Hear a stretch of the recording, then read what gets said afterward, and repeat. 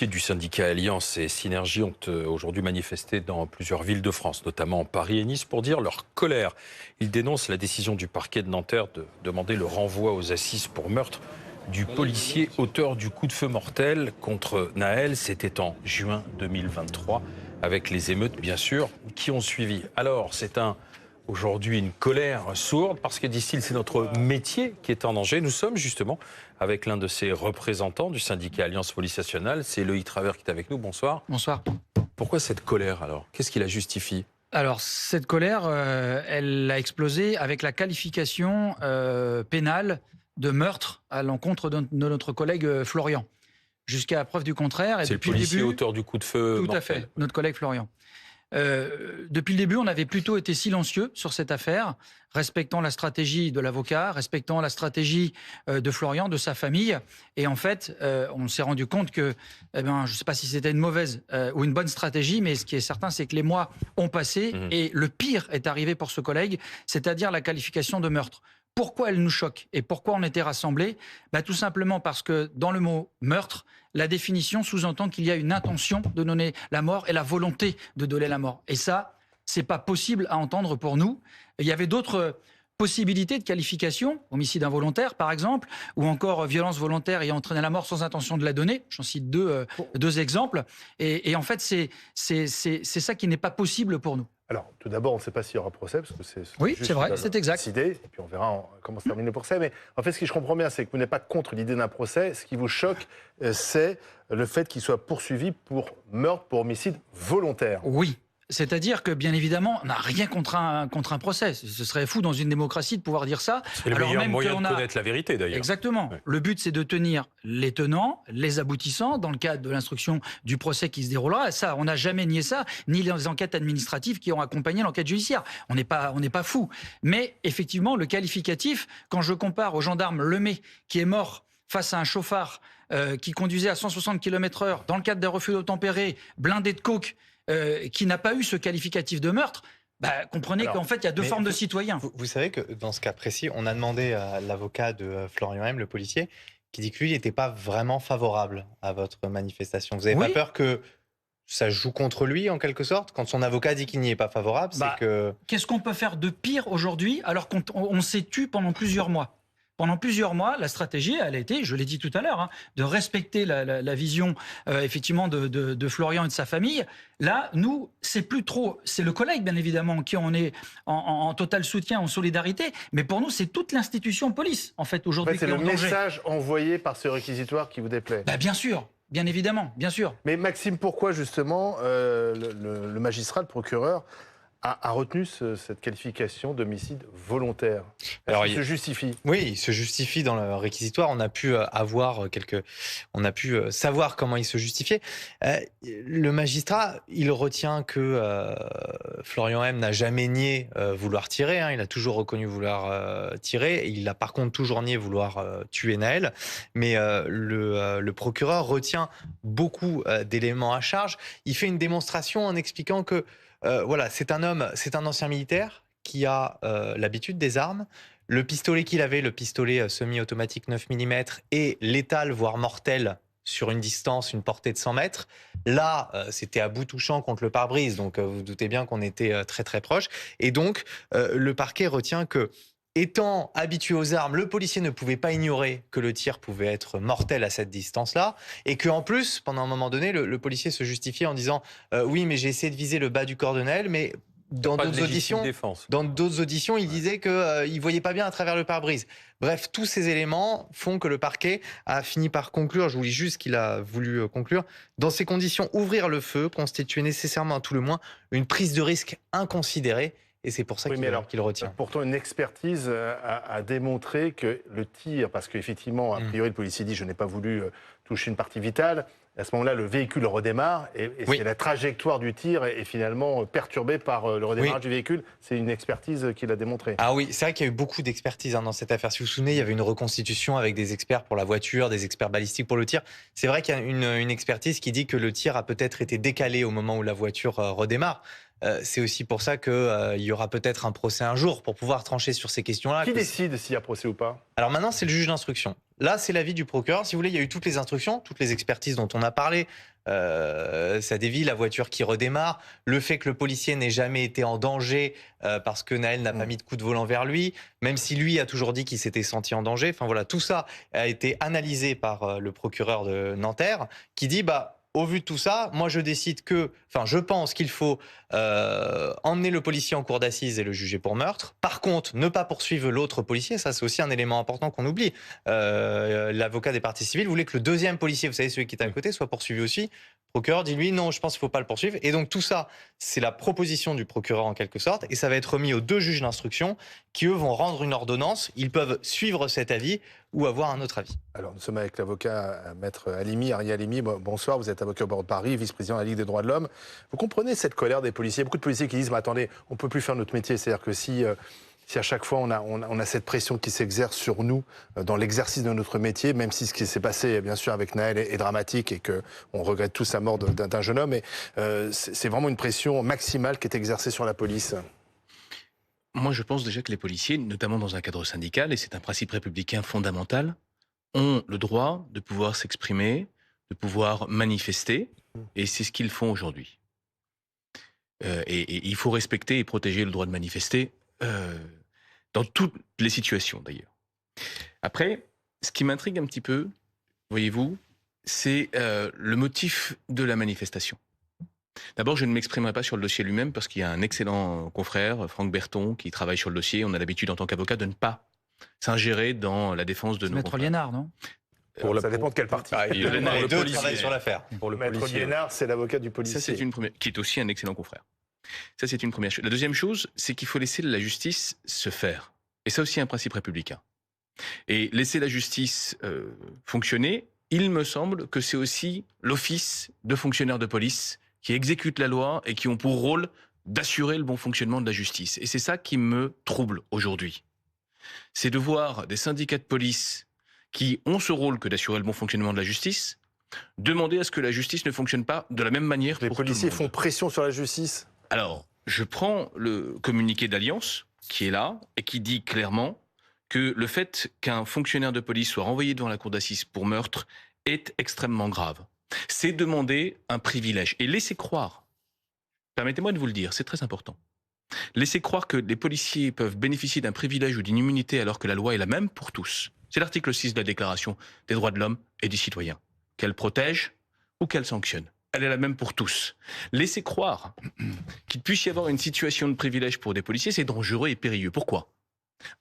Parce que la première conséquence de ce discours, c'est éventuellement de favoriser l'usage des armes dans les situations que la loi ne prévoit pas. Et donc, d'entraîner plus de morts, plus de blessés. Et donc, d'entraîner des poursuites judiciaires et éventuellement des risques de prison importants pour les policiers, pour vos adhérents. Et enfin, c'est un risque et une responsabilité pour votre syndicat. Pourquoi c'est une responsabilité pour votre syndicat ? Parce que vous laissez croire des choses fausses et que, en quelque sorte, vous pérennisez les risques de mort. Et enfin, vous sortez des principes républicains en laissant croire qu'il y a 2 poids 2 mesures entre 2 citoyens selon ses fonctions. Et ça, c'est particulièrement périlleux. Alors, réponse de Loïc. Pour nous, il n'y a strictement rien de périlleux. On ne demande absolument aucun privilège. Je crois qu'il ne faut pas se méprendre sur ce qu'on a demandé. Ce n'est pas l'absence d'un procès ou l'absence du fait que Florian doit s'expliquer. C'est le fait que c'est l'incrimination pour meurtre qui, dans les annales de la police nationale, pour un refus d'obtempérer, n'existe pas et n'a jamais existé. Donc en fait, c'est ça qui est choquant. Vous savez aujourd'hui qu'on a des refus d'obtempérer toutes les 20 minutes. Mais c'est pas le refus d'obtempérer qui est en cause, c'est le tir. Non, mais c'est arrivé à l'issue d'un refus d'obtempérer, d'une conduite dangereuse, etc. Oui, mais c'est le tir.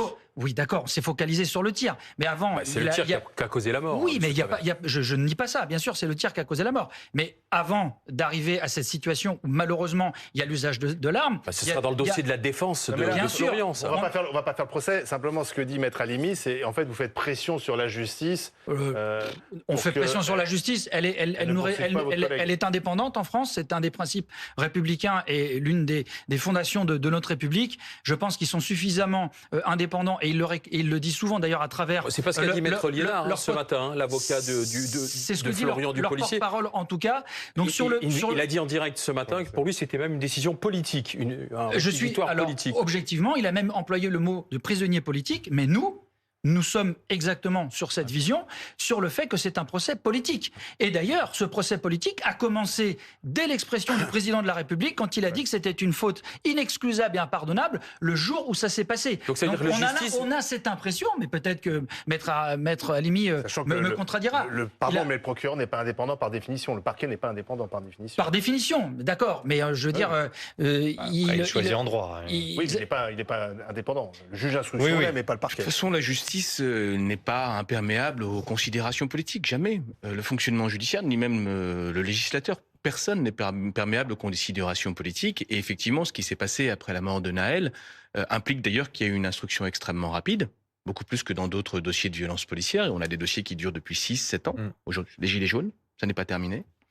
Et donc, évidemment qu'il y a des considérations politiques, rien n'est imperméable. Oui, mais c'est peut-être un problème. Dans les deux sens, d'ailleurs, parce qu'on a un président qui, tout de suite, dit c'est inexcusable, inexplicable, donc finalement qui apporte un verdict, en quelque sorte, il juge. On a aujourd'hui, d'ailleurs, dans l'autre sens, un Bruno Retailleau qui soutient le policier alors que le procès n'a pas encore eu lieu, on ne sait pas s'il y aura lieu. Dans les deux sens, finalement, ça n'apporte pas la sérénité dans le bon fonctionnement de la justice. Et on se demande, finalement, si jamais le policier est acquitté, est-ce qu'il n'y a pas le risque d'émeute ?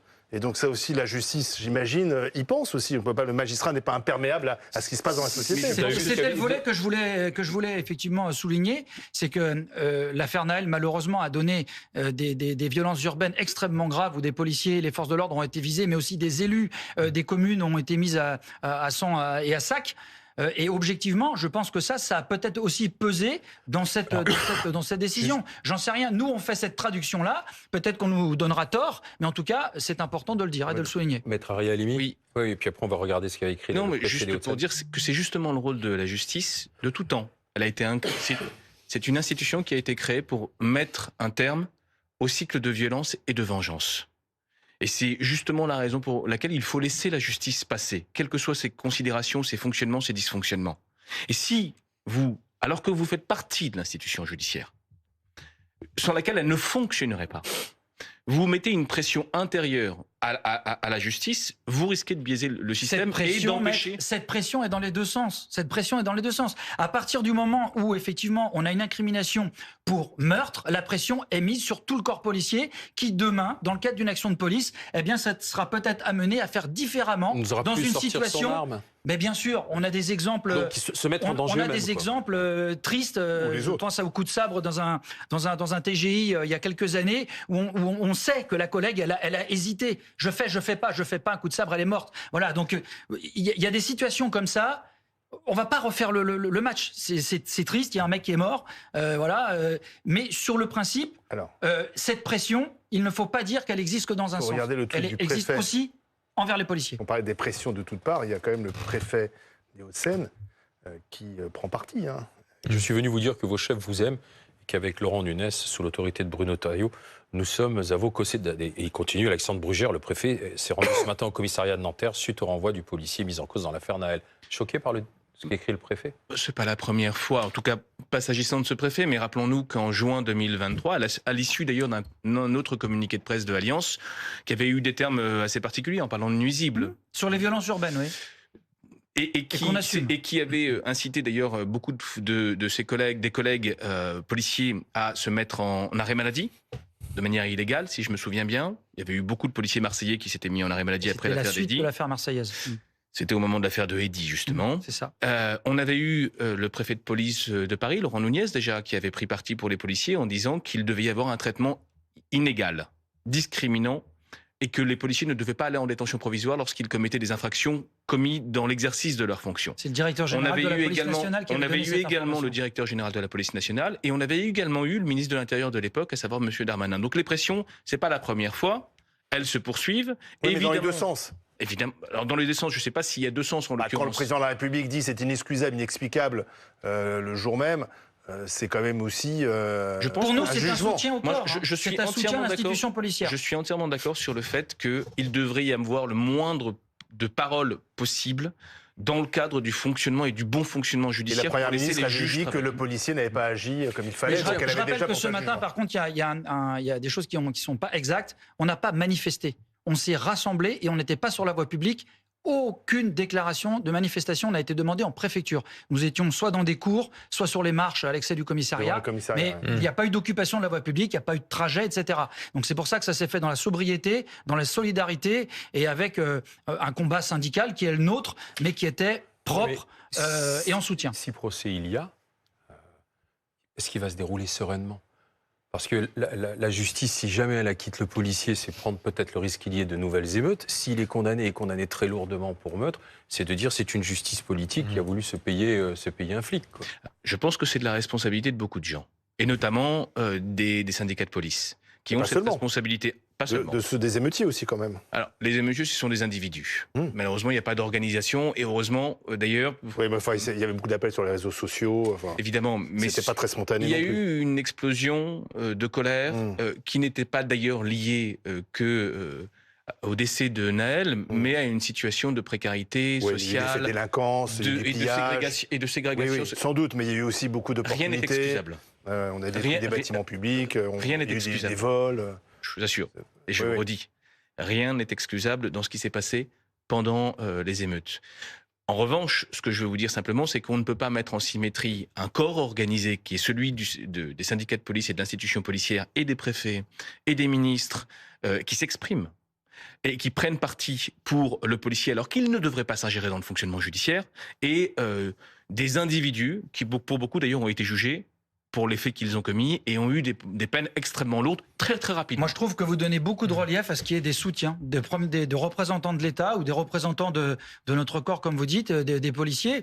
Nous, forcément, on est dans notre rôle Bruno premier. Retailleau, il est derrière vous. Mais, hein, il oui, le bien dit sûr qu'il est clairement, derrière quand nous, même, il n'y a s'en aucun cache souci pas. là-dessus. Mais M. Brugère, tout le monde connaît son positionnement et ce qu'il a été aux côtés de M. Darmanin. Franchement, quand je vois un préfet qui ose venir soutenir ses collègues, je dis ose parce que tout le monde ne va pas le faire, ben moi je trouve ça plutôt bien. Mais il n'a pas jugé quoi que ce soit, il n'a pas interféré dans le procès. Il est simplement venu encourager Enfin, le les jour collègues où vous qui ont organisez- déjà le moral dans les chaussettes et qui se posent déjà des questions pour certains en disant mais comment on va faire si tout le monde nous jette des cailloux? Pour revenir sur le dossier en lui-même, ce genre de réquisition, c'est assez rare ou pas, Maxime Oui. Brandstetter ? Oui, alors des poursuites contre des policiers qui ont commis des actes répréhensibles dans le cadre de leur fonction, non, ça arrive. Des réquisitions pour meurtre, c'est-à-dire homicide volontaire, oui, je crois que c'est assez rare. On est plutôt plus régulièrement dans les cas les plus dramatiques, c'est-à-dire quand quelqu'un meurt sur des homicides involontaires. Et Florian, le policier qui risque donc ce procès, que sait-on de lui aujourd'hui, Maxime ? Alors, si vous vous souvenez, il avait fait un temps de la détention provisoire pendant quelques mois, juste après l'affaire. Moi, ouais. Voilà, ce qui avait été contesté par son avocat, qui avait fait plusieurs demandes de mise en liberté. Il a été libéré à l'issue. Depuis, lorsqu'on demande à son avocat, il vit ailleurs, dans un endroit tenu secret pour sa propre protection.